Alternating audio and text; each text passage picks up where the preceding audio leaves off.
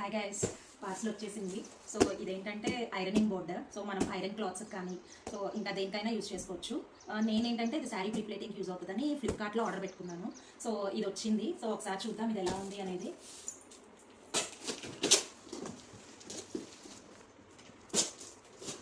ఇదేంటంటే నేను ఫ్లిప్కార్ట్లో ఆర్డర్ చేశాను.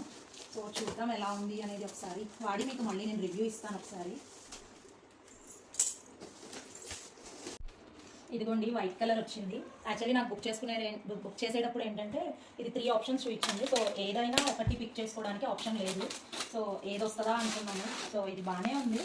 ఓకే చూద్దాం ఒకసారి. సో ఇలా ఉందన్నమాట ఫైనల్ అవుట్పుట్. దీనికి ఏంటంటే మనకి ఇక్కడ ఐరన్ బాక్స్ పెట్టుకోవడానికి స్పెసిఫిక్గా స్టాండ్ ఒకటి ఇచ్చాడు. ఇంకా ఏంటంటే మనకి కింద ఇవి పెట్టుకునేవి కూడా చాలా స్ట్రాంగ్గా ఉన్నాయన్నమాట.